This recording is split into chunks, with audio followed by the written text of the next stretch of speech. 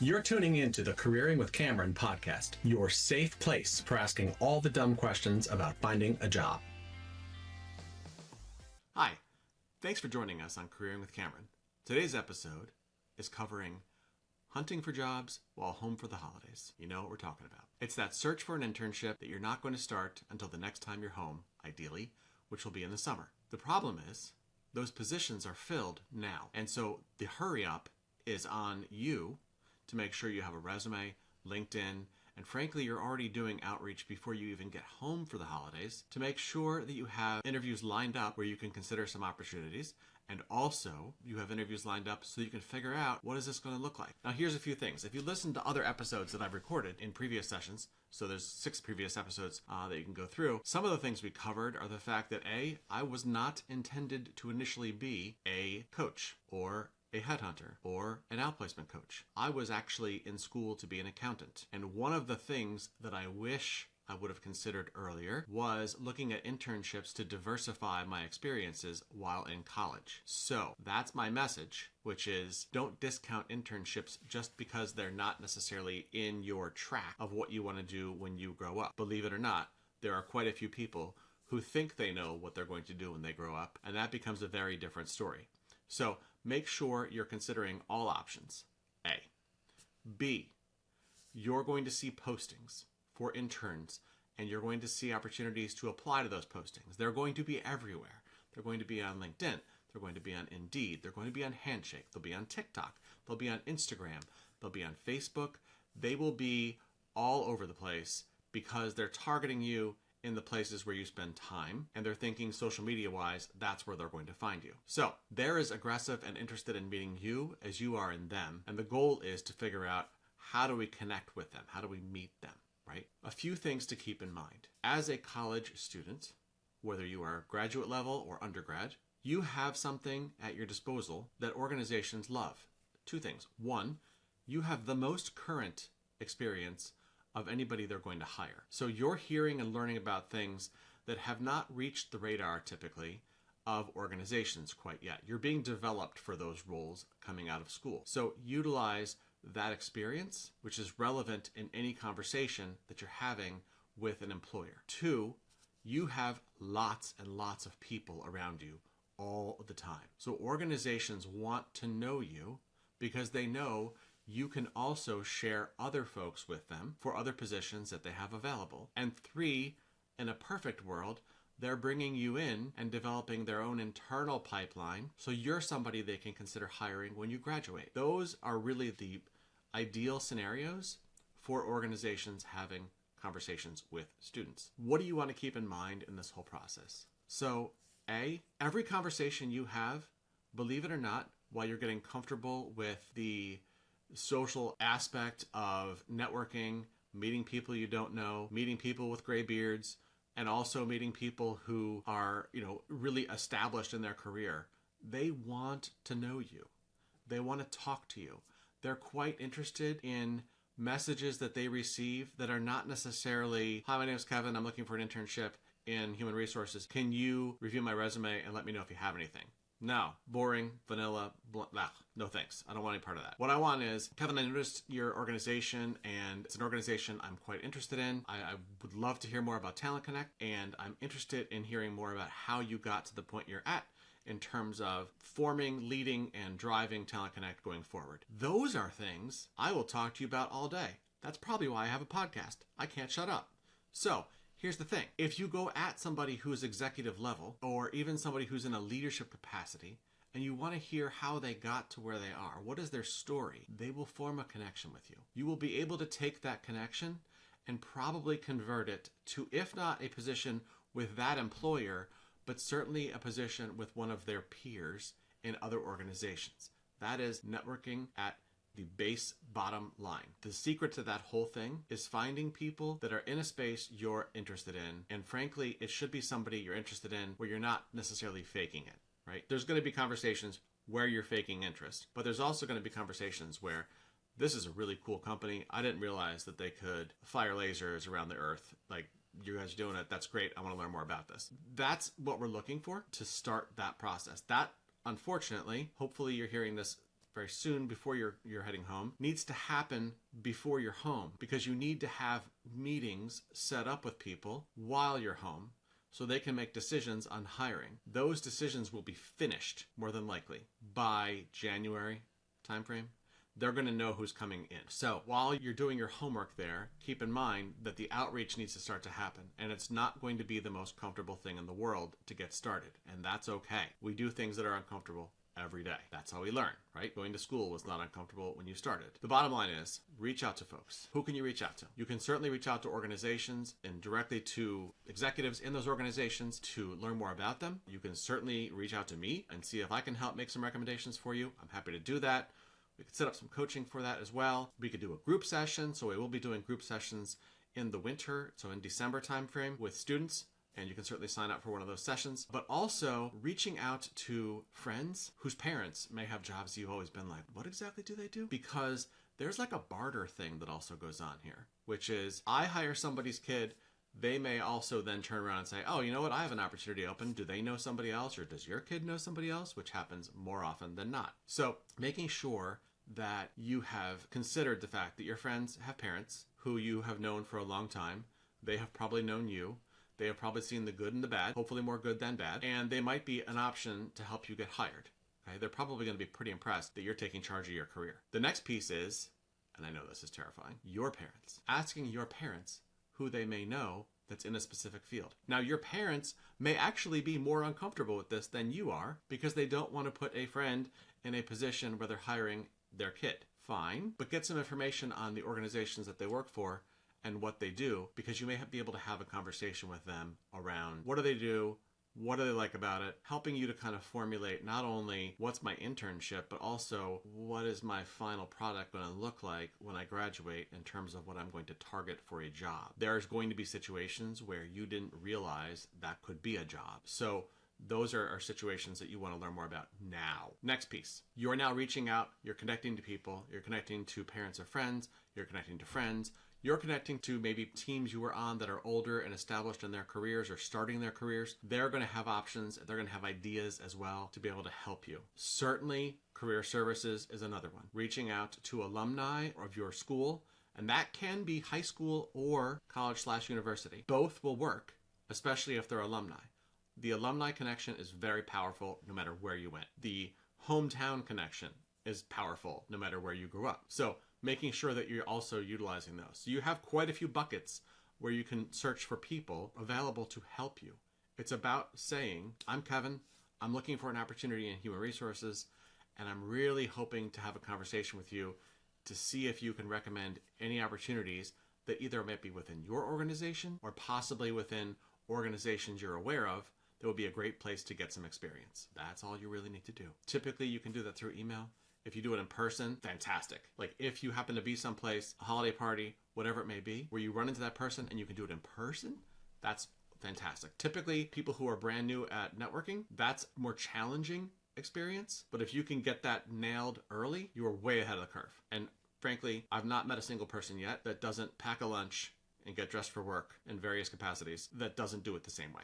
Okay, so we're all just human beings. It's having that conversation is not a big deal. The person who's the executive is going to understand this is probably early on for you, and they're going to be more impressed that you actually are taking the step to connect with them than they are wondering, oh, I would have done this differently. That's not even on their radar. They're more thinking like, what can I share with you to help you? So this is not something you should be shy from, okay?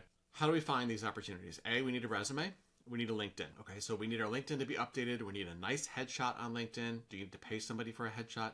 No, but it needs to be something that makes it look as if you are a professional, which you are, that you're, a student, but also on the verge of becoming somebody who is in the workforce. Maybe it's both already, but we want a headshot that represents the person you want to be when you're graduating. That's what we're looking for. It doesn't have to be professionally shot. Next, we want to make sure that your LinkedIn profile is up to date. We want to make sure that you are adding people to your LinkedIn. This is an area where people typically are like, what? Having more connections is better than less. Not everybody is comfortable with that because we want to maintain our control over our social information, right? So not everybody wants to have as many connections as possible. A lot of people want a very limited quantity of connections where they know the exact circle around them. That's fine. But keep in mind, when you are in school, there's never a better time to add new connections to your profile than when you're in school. I'm sure that's, like, to date myself, nerdy, but that's something that really can help you longer term. And frankly, the people who are in the classes that are not in your major are better ads than the ones that are, because their exposure to opportunities and organizations will be much more diverse than the ones who are in your major. You're going to all see pretty much the same thing. So that's the next piece, right? LinkedIn, resume, we can certainly help with both.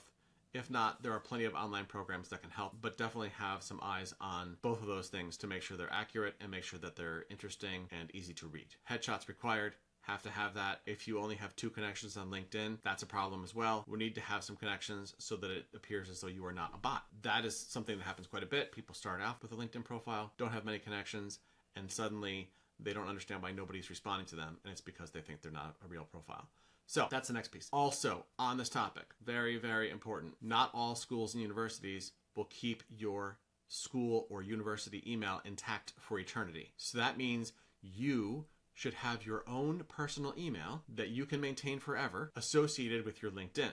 Because, and I've seen this, there's nothing worse than graduating and finding out you have like a month before your LinkedIn email will no longer work, or worst case, you find out after it will no longer work, and now it's impossible to get back into your LinkedIn. Set it up, put it in a Gmail email, whatever it may be, but make sure that you have something that you can use, and make sure that that email address is professional, must be professional. So that's the next piece. Now, we've got LinkedIn, we've got a resume, we've got some basic places we can go to find people. The next piece is we need to think a little bit about what are we actually looking for to get out of the summer, out of the internship, I should say. Is it purely to get some experience where you can say, I worked in an office?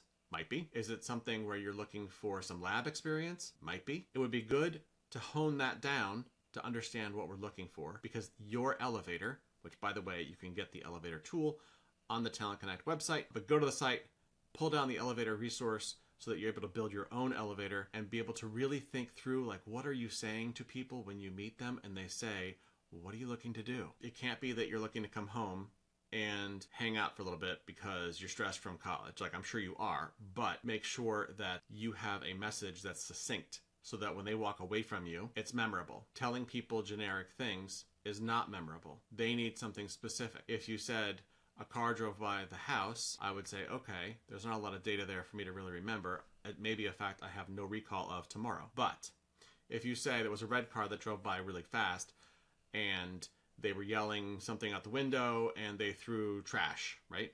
I'm going to remember that pretty well because there's a lot of detail there for me to remember. The elevator is the same thing. We want you to be specific, detailed in terms of what you're looking for so that they know where to make connections. Please go to the resource guide on the website, get the elevator resource, build your elevator. Please, it's free, go get it. That's the next piece, okay? So you want your elevator set up before you're coming home, maybe on the plane, on the train, in the car, wherever.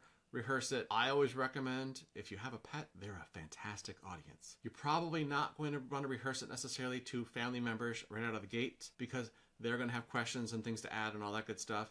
You may not be ready for that yet. You might want to just get comfortable with, how does this feel? I can tell you, Bridget the dog, she's awesome at listening to all types of publications. And while I do not rent her out, you certainly can somehow we should figure out how to have you send in your elevator and she'll listen to it. But in all honesty, if you have a pet, stand in front of your pet, tell them your elevator, see if you can keep their interest. You might need to use like a piece of bacon, dog bone, cat kibble, something like that. So those are things you can do. What's next? We have the elevator. You pulled down the resource guide. That's going to walk you through building it.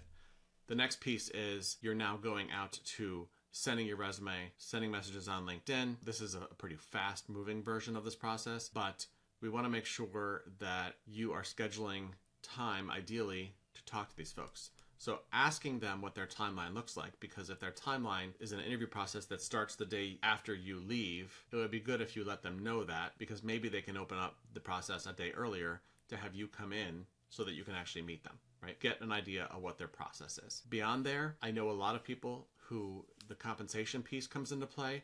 What am I going to be paid? Here's the thing. Chances are you're going to gain some incredible experience. It's really not about the compensation on it. In theory, if it's a position where the experience is fantastic, then you can pull some compensation from various other activities, whether you're working someplace at night or something like that.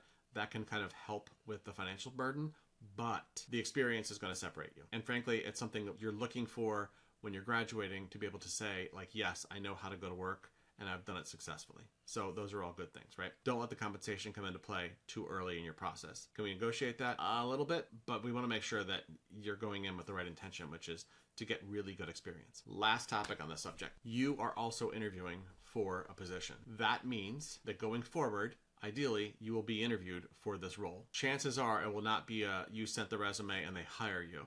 Chances are they're going to want to talk to you and interview you. There are resources, obviously in podcasts as well, that you can listen to covering some tools for interviewing. But the bottom line is there are a lot of pieces to that process, and trying to collapse it into this specific episode is going to be much longer than anybody wants to listen to me. Trust me.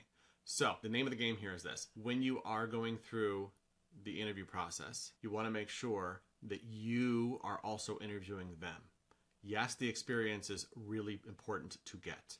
But if you are considering multiple internships, you want to make the best possible decision. So questions I would be asking in an interview for an intern position would be things like, how often do interns end up being hired into positions when they graduate? What types of things are you working on with your intern program that I would be able to learn from? Questions where you know that your development is part of the process. It used to be internships were nothing more than mail and filing and copying and faxing. And that was more than a few years ago.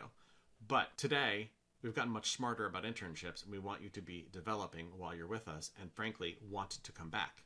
So the bottom line is make sure that you understand what they're hiring you for and if it fits with what you're looking for. If it happens to be that you run into faxing, filing, answering phones, and copying, that may not be the most engaging job you've ever had. It might not be a bad first business job, but it may not be the most engaging thing you've ever done in your entire life. And if somebody else is offering you a position where you are going to orbit the moon, that's a different story, right? Two very different things. So make sure you're considering that, and make sure you're taking notes in those interviews so that you can compare, not in the interview, so that you can compare afterwards and understand what's the best fit for you. Lastly, talk to your parents about the fact that you have a plan. I'm a parent.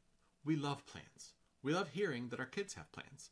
Make sure that you have a plan, and make sure that you're sharing that plan with them so that they know, wow, they've got this. It's under control. They're moving forward. If they need help, they will certainly ask me, because I'm going to ask them as often as possible if they need help, because that's what parents do. But make sure that they know you have a plan, and make sure that they know you're capable of executing on it and that it will be locked up, right? Finally, last step, take care of the people you're connecting with. Take care of the people in your network who might be struggling with finding an internship, answering questions, not wanting to go to dinner with their parents or guardians or whomever because they don't want to have conversations about jobs. Send them over to this podcast or send them to me directly. But the bottom line is, if there are opportunities that you're talking about that are not the right fit, tell somebody else that might be a right fit for. Share it with them. That whole karma thing is awesome when it works on a positive side, and it can. So make sure you keep that in mind. I hope you've enjoyed this podcast. I hope to see you at some point in the near future. Hopefully we'll see you in maybe a group session, or we'll hear from you in terms of some one-to-one coaching, whether it's resume or LinkedIn or whatever it may be. But hopefully you've enjoyed this podcast as well. If you have, please subscribe. There's going to be lots of different topics we're covering. It is not only for the established career, it's also for beginning career. We'll be able to help you all the way through. And also make sure you give us 5 stars and share with somebody maybe who needs some help. We'll see you next time. Stay in the loop at careeringwithcameron.com/talent connect, or check out our website, www.talent-connect.net.